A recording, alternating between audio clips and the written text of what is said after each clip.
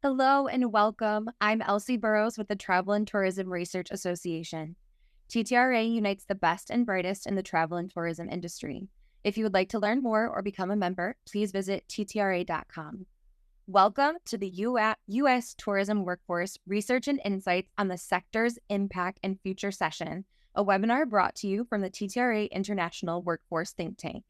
Friendly reminder that we are using the Zoom webinar platform, so please drop your questions into the Q&A. We will try to answer as many of these questions as we can at the end of the session. It is my pleasure to introduce Nate Kelley, Director of Research of the San Diego Tourism Authority. Nate Kelley is an economist and financial analyst with over 15 years of experience.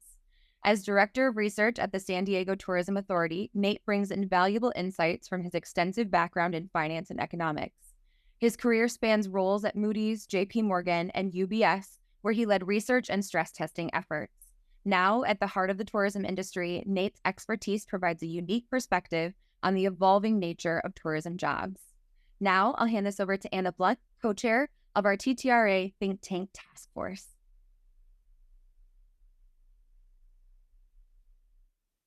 It's good if I turn on my voice. I might not mute myself. Thank you so much for joining us, everyone. The U.S. Tourism Workforce, which Nate is going to do a great job in presenting today, is the second ever TTRA International Think Tank. We're very proud of the work that Nate and his team did, and we can't wait to share those results with you. Please stay tuned at the end because we have 4 different think tanks that are going to be emerging in 2025 that we would love for you to be a part of. Above all else, TTRA International is a member organization. We want to help you, and we do believe that together we can advance the thought leadership in our industry. So I'm going to go ahead and turn it over to Nate for this amazing presentation, and just stay tuned to just the last couple of minutes, and we'll be able to talk about more in ways that you can be the new Nate and get involved in your own think tank in 2025. Thank you so much. And Nate, it's all yours. Great. Thank you, Anna. Thank you, Elsie. So yeah, let's just dive right in. If I can just get my slides working here. Okay, great. So first off, thank you all for joining this morning, or at least morning in California. Really appreciate the interest. And, I really hope that you gain something valuable here in terms of insights on really, how to quantify the U.S. tourism workforce, including, a number of misperceptions that tend to go along with the workforce. Hopefully we can dispel some of those and really, provide some fresh perspectives on really the value that these jobs bring to the economy. Of course, thank you to our partners and sponsor. So this research was sponsored by Downs and St. Germain Research, and they were kind enough to fund the survey research that we'll be looking into towards the end of this presentation. And we also had additional research and data support from Tourism Economics, who provided us the U.S. travel data on the tourism economy that we're going to look at, plus the workforce characteristics. We also had help from Texas A&M University, and they were really instrumental in helping us with the methodology behind the survey work and making sure that we understood the margins of error given our quotas, et cetera. And of course, Longwoods International, who also helped provide us with some spending breakdown data, as well as some really valuable insights into how to develop the survey tool itself. So without further ado, let's give a little bit of context around the tourism economy in general. So did you know that travelers spent $1.3 trillion in 2023? And that's nearly 5% of the entire U.S. economy. And coming from my economics background, I know 5% doesn't sound like a huge amount, but for one sector to command 1/20th of the entire U.S. economy is actually really substantial. So it's a big deal. And to put it a different way, if you took $2 per second and you just counted and counted and counted to 1.3 trillion, it would take you about 21,000 years to do that. So I think a lot of people sort of shut their brains off when they see the 1.3 and they don't really actually pay attention to what a trillion is behind that. So it's just an absolutely enormous, almost incomprehensible number. So we're really talking about big business here. And that $1.3 trillion supported 15.4 million jobs last year. And that's quite a bit. That's about 10% of the U.S. labor force. And it's also a little bit less than the populations of the largest 4 cities in the US. So New York, Los Angeles, Chicago, and Houston. And if you're not really into city slicking like I am, then, it's also equivalent to about 31 Wyomings. So we're talking about a lot of people being employed within the industry. So let's go right into the tourism workforce, right? That's what we're here for. The first takeaway, if you take away anything from this presentation, it is the fact that tourism employment is not equivalent to leisure and hospitality employment. So I know that, most DMO shops, we really just tend to look at leisure and hospitality employment as the barometer for tourism employment, but that's actually really not the right way to look at it. And at the very end of this presentation, I'll show you how we've actually adapted the methodology from this presentation or from this study to San Diego specifically so that we can properly measure true tourism employment here in San Diego, the DMO level. Okay, so 15.4 million jobs. How does this break down? Well, there's 8.5 million of these that are direct employment. So in other words, this is, when that $1.3 trillion is being injected into our hotels, restaurants, souvenir shops, airports, etc., those jobs that money is supporting 8.5 million direct jobs. On top of that, there's another 2.8 million indirect jobs. So what are indirect jobs in this context? Well, we're talking about the business and professional services. So think accountants, think payroll services that also service all of the businesses like our hotels, our restaurants, retail establishments, and all the rest of it, right? On top of that, we've got finance in there as well, because think about it, right? You're going to need some startup capital or some money to expand, et cetera. It actually really spans a huge swath of the entire industrial landscape. And then we also have another 4.1 million induced jobs. So what are those? Okay, so you've got these 8.5 million direct jobs. You've got these 2.8 million indirect jobs. Well, these people are taking their paychecks and they're spending them locally, right? So they're renting apartments, buying houses, leasing cars or buying cars, they're going out to eat on their own, right? And so they're actually pumping money back into the leisure and hospitality economy, not necessarily the tourism economy. And again, we'll get to that. But anyway, there's a really wide array of jobs that are supported through tourism. And as a matter of fact, actually, I'm going to make one more point here, that at the end of the day, virtually every single industry and occupation is actually touched by tourism in some way, shape, or form. So that's just how broad the industry is. So anyway, going back into this whole idea that tourism employment is so much more than leisure and hospitality, if we look at this breakdown here, of those 8.5 million direct tourism jobs, really 3/4, yes, are leisure and hospitality jobs, but there's another quarter of these jobs, so about 2.2 or 2.1 million jobs that are actually in other industries, right? So again, this is where we find transportation, retail, right? People are going to go souvenir shopping. That's not going to fall under leisure and hospitality. Other services, so that might be like spas and stuff like that. Admin and support. So again, that goes back to the idea of accountants, payroll services, et cetera. Real estate, right? You're going to need to lease or buy property in order to get a hotel built or a restaurant started up, et cetera. So anyway, if we break this out to the total 15.4 million jobs that tourism supports, now you actually get even a clearer view that leisure and hospitality it's still a sizable piece of the pie. It really is. But it's actually less than half of all of the jobs that are actually supported through tourism. So really, you're talking about half of the jobs here, a little bit over 8 million that are actually in other industries. So obviously we have the 5 industries that we discussed before that are linked directly to the industry, but now you've got business and professional services, finance and insurance, right? As we discussed before, startup capital, expansion capital, et cetera. IT, right? As we're launching into the AI and world and the greater movement towards technological solutions, right? IT becomes more and more instrumental to the industry. Construction, right? As we're building these properties, as we're renovating buildings to become restaurants, et cetera. Manufacturing is involved too, right? So you think, somebody's got to build the planes that we fly on. Healthcare. So like I said before, there's induced employment, right? So people are taking that money, they're spending it, but they're also going to the doctor, the dentist, et cetera. Utilities. Got to keep those buildings, with electricity, got to keep that AC blown, especially this time of year.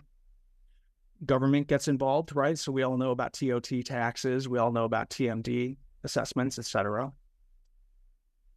Education and more. And like I said before, virtually every single industry and occupation is touched in some way, shape, or form by tourism activity. So it's enormous.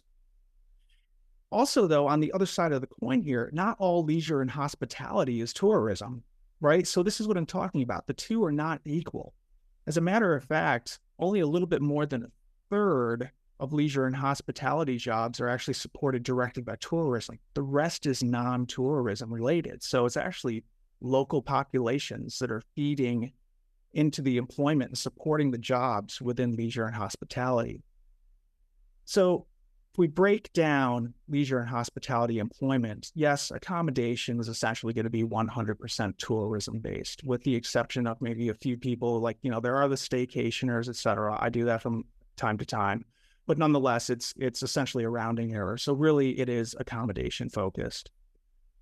But when you look at arts, entertainment, and recreation, really about 2 in 5 of those jobs are actually non-tourism related. So these are people like me who will go to the Rady Shell down on the waterfront and go catch the symphony or catch, a concert or something like that. You still have a sizable piece of it that's tourism based for sure. And that also includes attractions and stuff too, right? I mean, locals still go to SeaWorld, San Diego here, or Legoland, California. So, it's not all tourism based. And even restaurants and bars are even more pronounced in this regard. So really about 1 in 5 jobs are actually supported directly through tourism, whereas the rest are actually locals going out to eat. So let's get an idea as to what the outside view is, right? I think we all sort of understand what the narrative is here when it comes to tourism jobs, the pay, the value of them, the prospects for advancing or for career advancement. Right. So, of course, we all see the study finds tourism industry pays lowest wages nationwide. Tourism workers are the lowest paid of any industry. Why are people leaving the travel and tourism industry? Well, look at the highlighted part. The average wage in this sector is less than $17.75 an hour. More on that in the next slide. Working conditions, the dark side of tourism. Spooky. And survey finds perceptions of low pay putting young people off of hospitality jobs. And this matters, right? Because we know that the industry needs more workers, especially given the post-COVID environment, where I think that people might be a little bit more sensitive to the idea that jobs could just evaporate at any given moment, even though that really was a once-in-a-lifetime experience, hopefully, fingers crossed. But, nonetheless, we really need workers. And so to have these headlines constantly dissuading people from joining us in the industry, obviously that's hugely counterproductive to us as an industry. Okay, but here's the big caveat here. Those official statistics, they do not include tips.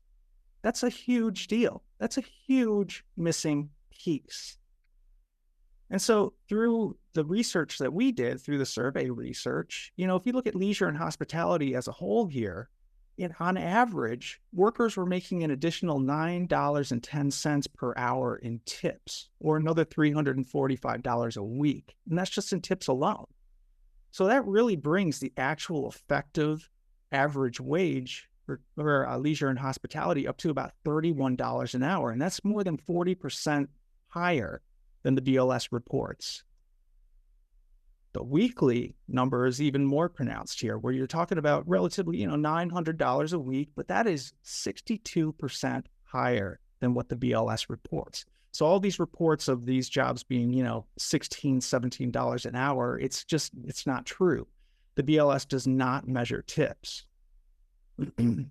Now, specifically in food prep and service, you see an even larger bump in terms of pay when it comes to tips. And I think we all know that, right? I mean, most of us tip pretty well when we go out and we get good service, but we're talking about an additional $11 per hour in tips. Brings you up to about $28 per hour, which is almost 70% more than what the BLS is reporting in terms of these jobs. We're also talking about a bump up to about $1,000 a week. And that's about 54% more than what the Bureau of Labor Statistics is telling us. So all of these headlines, not only are they counterproductive, but they're just flat out wrong. They're just mismeasuring what the actual wages are and the earnings are in this industry. All right, so let's see what the workers think, right? So we know what the outside world thinks, but what are workers seeing in terms of their job satisfaction here? Well, actually, tourism workers really like the work. So based on our survey here, they really, really like the customer interactions. So we're talking about 4 in 5 of those surveyed who work in the tourism industry. They were satisfied or completely satisfied with their interactions with customers. They also really enjoy their coworkers. About a similar share said that they are satisfied or completely satisfied with the people that they work with. And also, I should mention this is actually a representative sample of the tourism workforce, so specifically really focusing in on leisure and hospitality here at this point. Workplace safety. Again, most people felt very satisfied when it comes to workplace safety, so that's a good thing.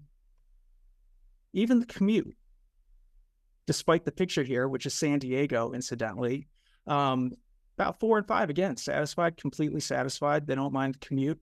Not too bad. I think that's probably heading south on the I-15, it looks like. Not that you guys care, but job security, again, quite satisfied, right? And I think that makes sense, right? Because we were just talking about that labor shortage throughout the industry. So companies aren't going to want to get rid of workers unless it's an absolute necessity, right? So that's going to be a last resort for most companies because they're actually suffering a shortfall in terms of being able to hire enough qualified candidates.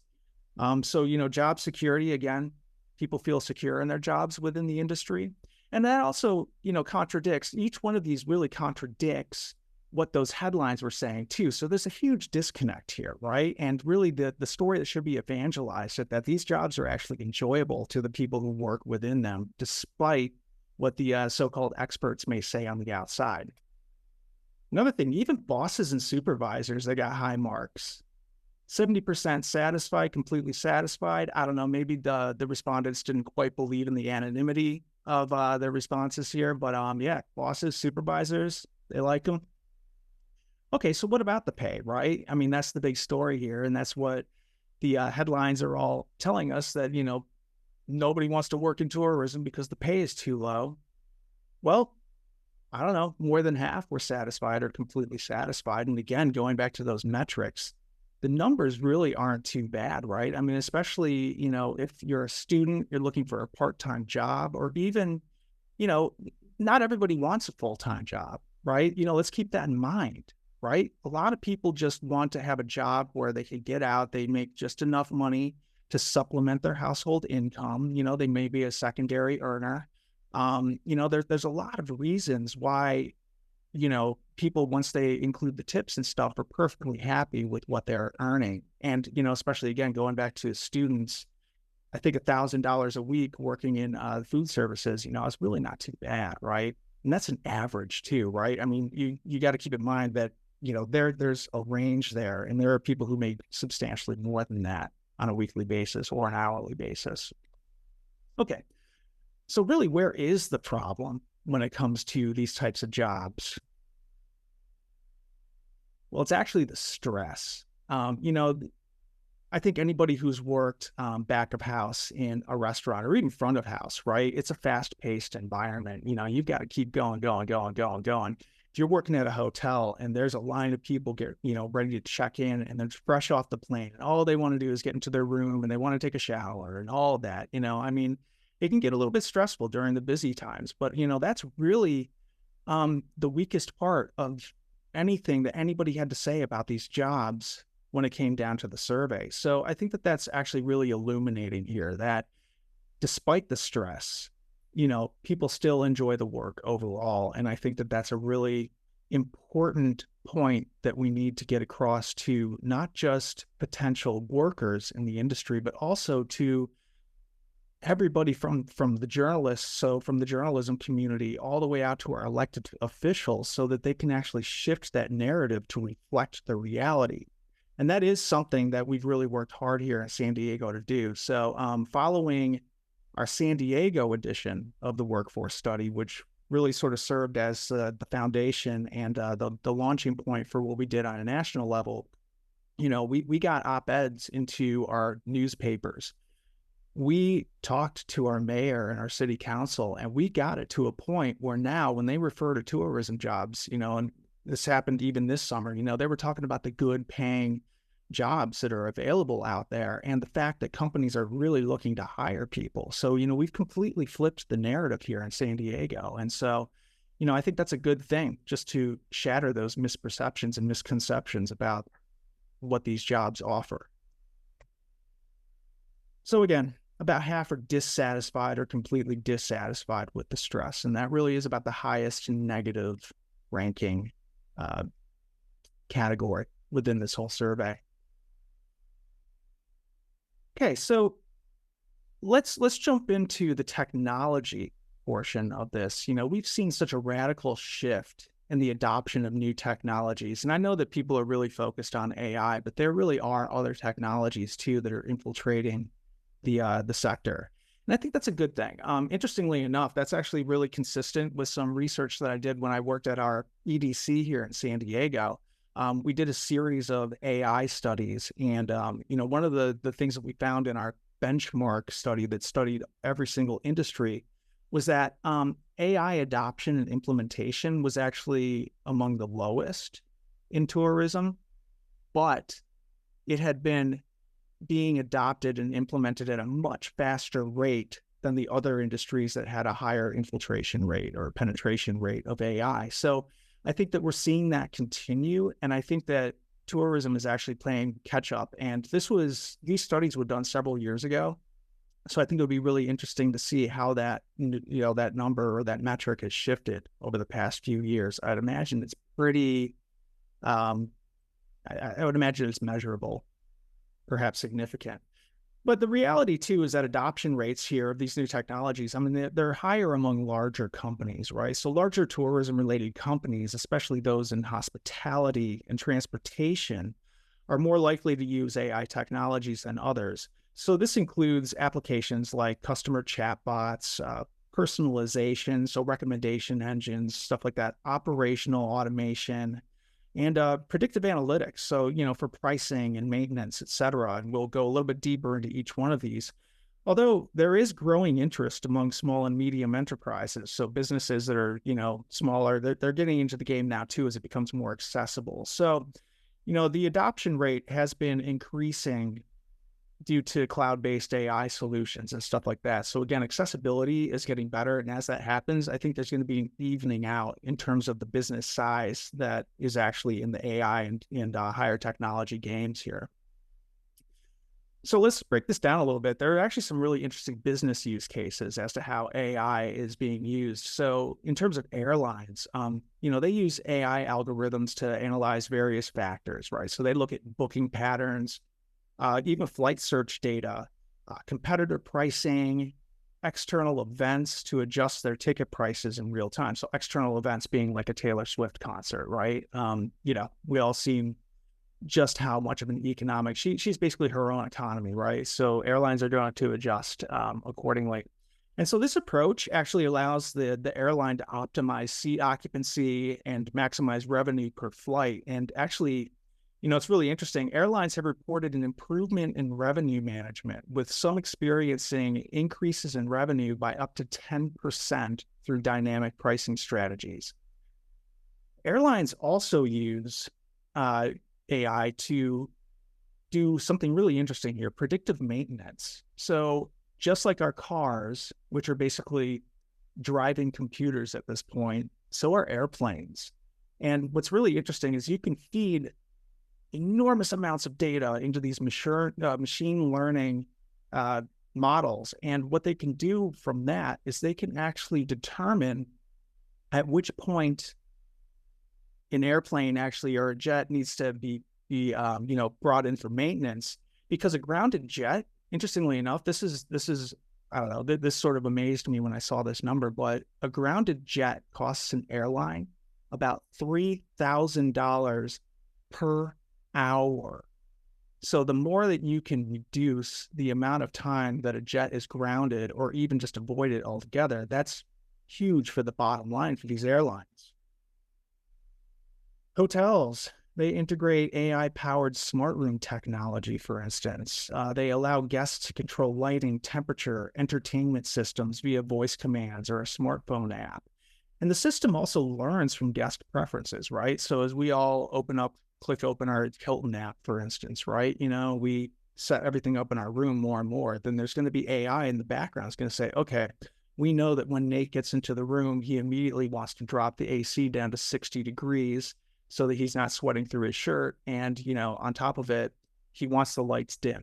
That's my profile. It's a little spooky. I don't know. I'm not a vampire, I promise, but whatever, that's sort of my deal. And I think that's really interesting. The algorithms also optimize resource management, right? So it helps with scheduling, right? And so, you've got people, obviously, you want to maintain a schedule so that you don't have too many people working when there's just not enough guests in house, and vice versa, right? You don't want to shortchange staffing when there's a lot of people in. And of course, there are other ways to determine, whether or not you're going to have a busy week just through bookings. But as booking windows have become narrower and narrower, I think that this technology is actually more and more useful. And so, that's something to keep in mind too. So it's all about optimization. Travel agencies, we're talking about very tailored experiences, hyper tailored. So instead of off the shelf types of experiences like my grandparents used to buy in the 80s, we're talking about very specific experiences that are tailored to your interests. Food services, customer service chatbots, right? A lot of us also go to the kiosks, at our McDonald's, et cetera, right? And, we just order touchless or, contactless sort of.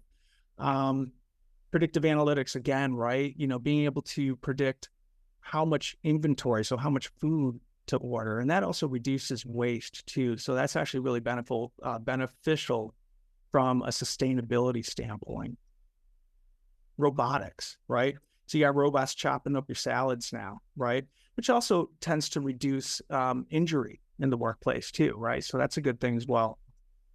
Okay, so what do workers think, right? Are they threatened by this? Well, let's take a look at to what extent people are using AI to carry out their job duties. And, you really see that architecture and engineering, business and financial operations, computer and math operations, even personal care and service. I think that probably, relates to scheduling and stuff like that. But mostly it's these, business related aspects here. And then as you go lower down the chain, right, you start to see building grounds, cleaning and maintenance, right? I don't think there's a lot of AI going on behind the scenes there. And despite what we just discussed about food prep and serving related industries or occupations, it's not really a huge thing there. But that all makes sense. Protective services, again, until we have Terminator style robots to, serve as security guards, I don't think there's really any threat there very much. But here's the thing. What's the perception of the threat? Well, interestingly enough, a lot of the occupations that are already using quite a bit of AI, they're actually the most worried. And I find that a little bit counterintuitive because I still think that, I've used AI on a number of occasions just to, help measure trends and to clean up data and to look at, a ton of different facets, right? But you still need a human to really make sure that what AI is producing makes sense, right? Somebody who understands the intuition behind what those numbers are supposed to be telling you.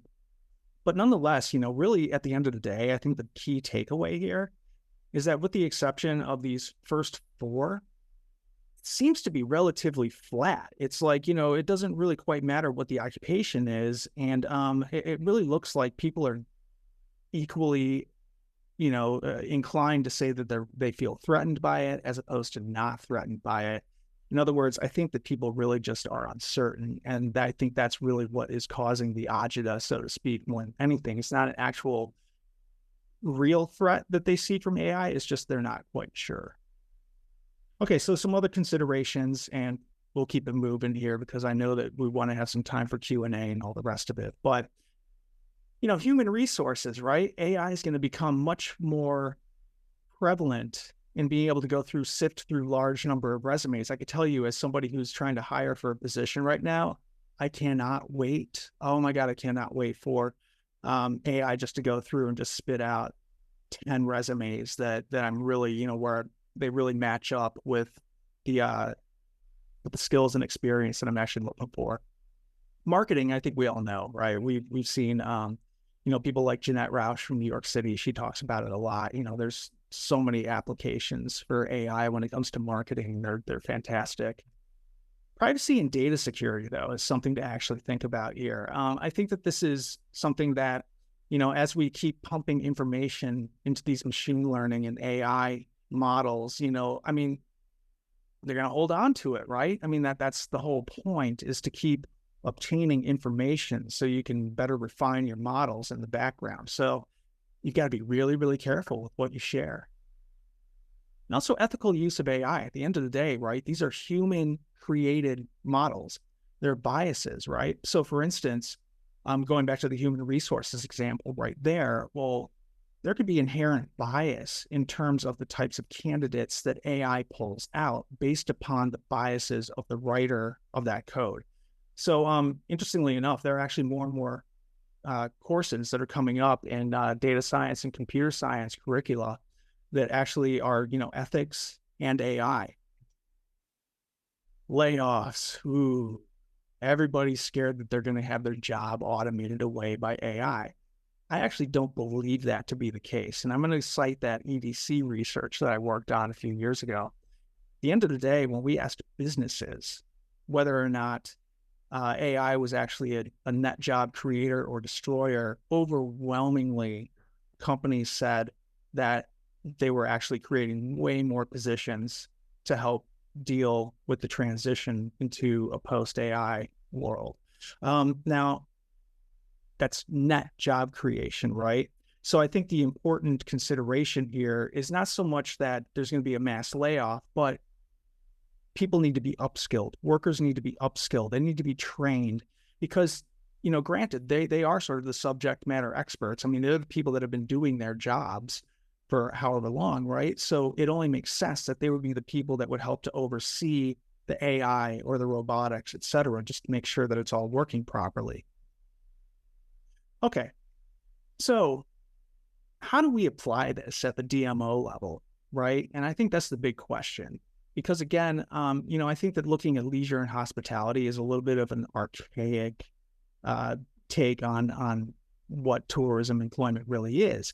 And also, again, going back to what I was talking about, right? If you want to get the buy-in from the community, I think that it's worthwhile looking at all of the different industries and occupations that are included from the tourism spending that comes into market.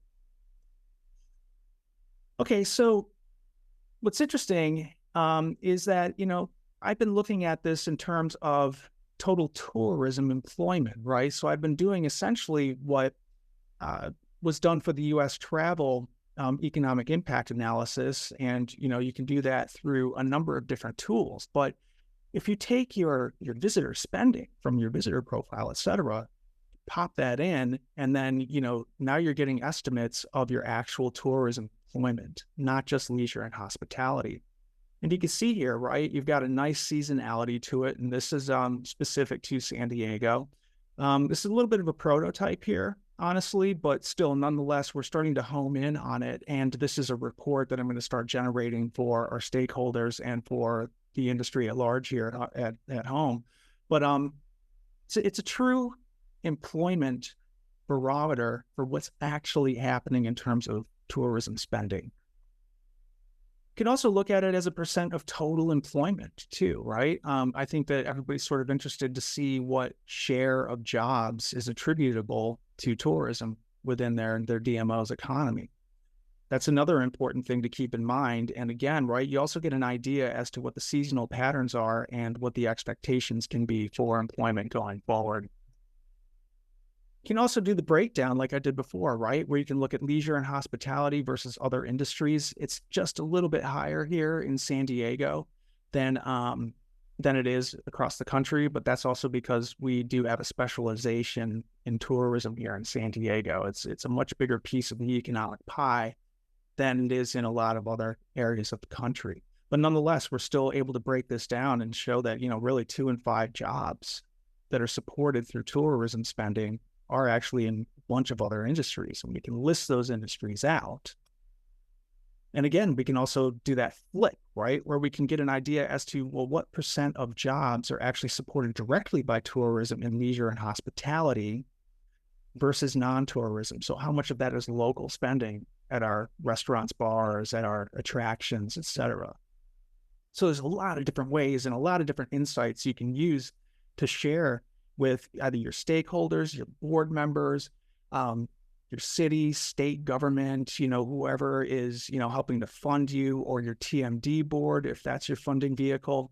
There's a lot of different ways to advocate for really what's happening on a true basis in terms of tourism employment here. And I think that it's really valuable for people to understand that it's so much more than just leisure and hospitality, while also doubling down on that concept that, the measurement of pay is just so off base with the BLS, right? And that you're actually able to, through this exercise, also generate true metrics in terms of average pay.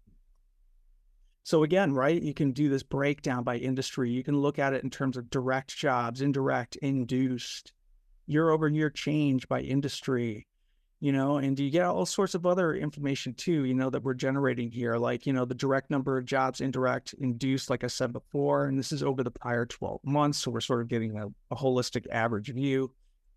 Labor income metrics we're estimating here. Average wage, again, right, which is a little bit higher in San Diego, as you could imagine, than it is across the nation as a whole. So we're talking about $32 an hour average wage for tourism employment.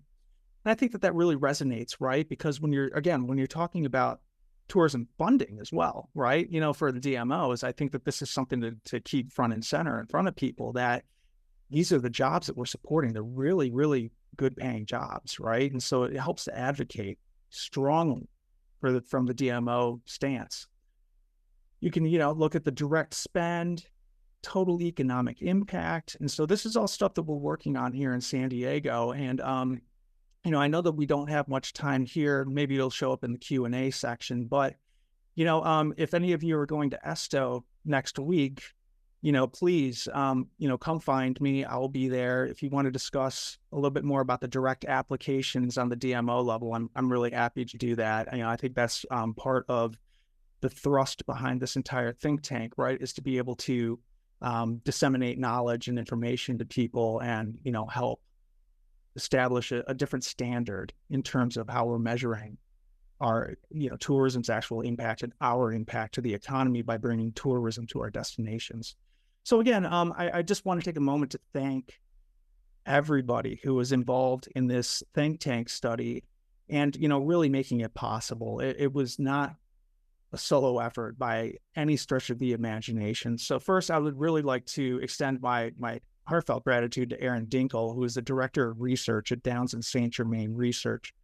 She was an absolute powerhouse behind the scenes. She was organizing everything. She was establishing our Dropbox repositories. She was really keeping things moving, programmed the survey, got it out to Dynata to go and do their thing, and actually do the collection. Zeke Coleman, who's the VP of Americas, I don't think he needs any introduction. Tourism economics, I think we all know Zeke. He really helped to link up getting that data that we're actually looking at in terms of the workforce and the economic impact and all the rest of it. We had Jim Petrick, who's a professor, and Poju Chen, who's also a professor, but also the associate head of the Tourism and Hospitality Department at Texas A&M University. Again, it was so good to have academics, really helping to guide us through and really making sure that our methodology would really stick, that it was, worthy of, or that it could withstand scrutiny, right? And of course, Tammy Core, who's a senior research manager at Longwoods International, again, for helping to provide us with spending data that we also used in the analysis of tourism spending data, but also, help to guide the development of the survey instrument as well. So, it really was a huge team effort. It took a village to get this off the ground, and I couldn't be more grateful to everybody who was involved. It was a fantastic project. And I guess we'll open it up for Q&A here for a minute if anybody has any. Also, I never thought I'd be able to use the chiller font in an actual presentation with any of you. So, I mean, I don't know. I'm actually kind of proud of that. Chris brought that up in the comments earlier. He said, "Aloha, hoping to see some chiller fonts from this presentation." Oh, it looks like Mike's got his hand raised. Let's find him here. Hey, Mike.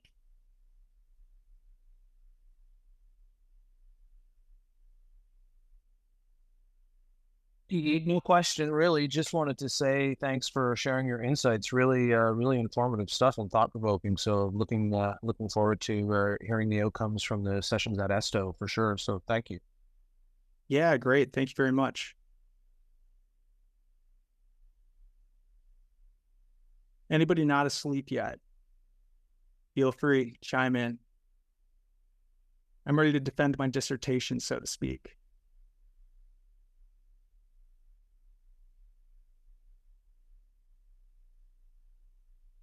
Okay, cool. Well, I mean, I'm hoping that at the end of everything here, when the webinar goes out and all that, we can also share my contact info. So if you think of anything that, after the fact, please feel free to get in touch. More than happy to discuss any of the material here. And also, if you're at ESTO, like I said before, please come find me if you want to chat about this anymore. So thank you very much. I'll hand it back over to Anna. Nate, we just had, sorry, Anna, we had 2 questions come in. If we can address those super quick. Yes. Sure. Awesome. So I have one from Juan Vargas. He says, "What workforce development programs are available for the tourism sector?" Ooh, there are quite a few, and I think it differs between different regions, and that's what we're finding as we're preparing for this ESTO session on Monday that we're working on. For us here in San Diego, there are actually quite a few tourism and hospitality programs that are throughout our higher education system. I know that there are people who actually go straight into, so we have Lodging Association, Restaurant Association. There are people who actually go straight into our high schools to get people interested so that, when they start thinking about tourism, they do it a little bit differently so that they actually consider it a viable career option and something to invest their time in as they go to school. Beyond that, there's what we have seen, and this might not be intentional workforce development, but what we have seen quite a bit of here in San Diego is that there's a natural career progression that tends to happen. And we've got a lot of anecdotal evidence of people who may have started out as, bellhops or valets in the hotel industry, but then they move up the chain, they become revenue managers, and now they work at the San Diego Tourism Authority, right? And so, there's a lot of that where, as people graduate throughout their careers, then they also find that they have a lot of transferable skills that can go into these adjacent industries. And so, for instance, there's a payroll company here in San Diego that we used for our local study that specializes in a lot of ways in the restaurant community. And, you could only imagine how valuable it would be to have somebody who was a shift manager at a restaurant, who was, comfortable with the pay structures, et cetera, being able to transfer that over to payroll services. In terms of direct workforce development, we are still sort of thinking through the most effective ways where we can get people, like I mentioned, upskilled. So as technology comes on, they're prepared for that, et cetera. So, there's still a lot of questions here. I think that this is somewhat of an emerging concept, to a certain extent. I know that there are other destinations that have done quite a bit of thinking around this, and they're taking even more novel and interesting approaches. And I could say, you know, right off the top of my head, the ESTO panel, Chelsea Ruby from West Virginia and Julie Gilbert from Door County, Wisconsin, with whom I'll be sharing the panel with. They've got some very, very interesting approaches that they're using in their destinations. So it's not a one-size-fits-all type of thing by any means, but I think that it's just getting the story started with quantifying what the workforce is to begin with. I think that that's important. Thank you so much, Nate. I think we had one more. Did we have two? We have two shout outs for the chiller font, even in the Q&A. And just when we're talking about the quality of tourism job versus low paying jobs like at Amazon fulfillment centers, have we answered that one? Not yet. Could you give a sentence or two on that, Nate, so we can wrap this up and promote your ESTO session? Yeah. So again, right, going back towards the top of the presentation. So first of all, I don't know if an Amazon fulfillment center really falls within the tourism rubric, so to speak. I would say that. Well, he means that would it be okay to promote that tourism jobs are better than working at Amazon? Yeah, I would say so. I would. And that's not a dig at, you know, anybody working in warehousing or transportation or any of that. It's just, but I think that here's a great anecdote. When I worked at EDC, our director of communication, she was always telling me that, you know, it took her about 5 or 6 years after she really got into the corporate world to make as much as she did as a cocktail waitress, right? You know, she said that there were nights when she would walk away with $800. And so, you know, I think that not only does it pay a lot better than people think, but I think that the soft skills that you gain from dealing with people, you deal with, you know, tough situations, difficult customers, difficult coworkers, et cetera. You know, I would say that there's much more viability for career growth and professional development by working in tourism than just a simple job, you know, such as warehousing and stuff like that. So yeah, I would say that's a fair statement. Awesome. Well, thank you so much, Nate. We love the webinar. Do we have an ETA on the white paper that's going to be based from you and your think tank? Yeah, my goal is to have something early Q4. So I'm really hoping for October, right in time for Halloween, so we can really dig into this chiller font, you know, and make it really festive. So that's my goal there. But yeah, we're working diligently to get that done.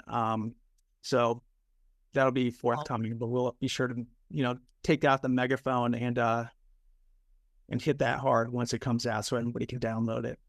Awesome. And so please, if you are going to ESTO and you are a CEO or a CMO, please join Nate Kelley along with former TTRA board member Julie Gilbert and Chelsea Ruby, who was one of our keynotes at our last annual conference. They'll be talking about the DMO's role in workforce development. Some of this study will be featured along as real case uses from both Julie and Chelsea. Very much looking forward to that.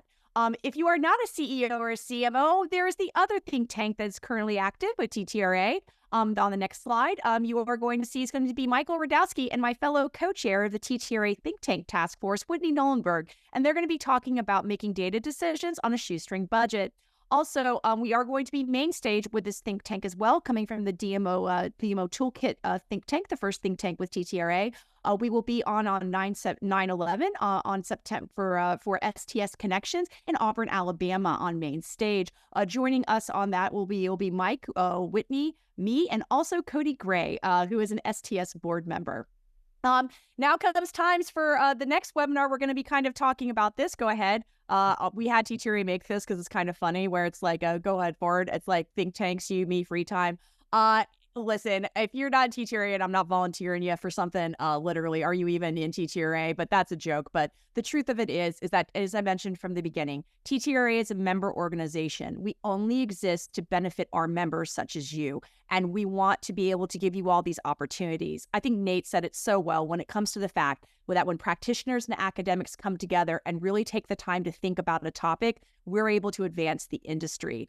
We are going to have on September 25th a think tank that are announcing our 4 TTRA 2025 think tanks a session. Dr. Whitney Nolenberg and I will be online, and we are just going to be the Vanna Whites per se, because the people leading those think tanks are going to be talking to you and telling you, please join our think tank, be part of all of this. I hope Nate and his team also say that it's great to be able to do it. It's wonderful to network within TTRA, and we want to be able to give everyone opportunities to be able to work and collaborate and to advance with our industry. So thank you so much for joining our webinar. We really appreciate it. We're going to have this on the TTRA website and shared to everybody who registered. And looking forward to seeing you at both ESTO, STS, GWTTRA, Send States, many conferences left in the 2024 season involving TTRA. And we are so looking forward to it. Thank you all so much. And I hope to see you all in a think tank doing a webinar just like Nate did during the 2025 year.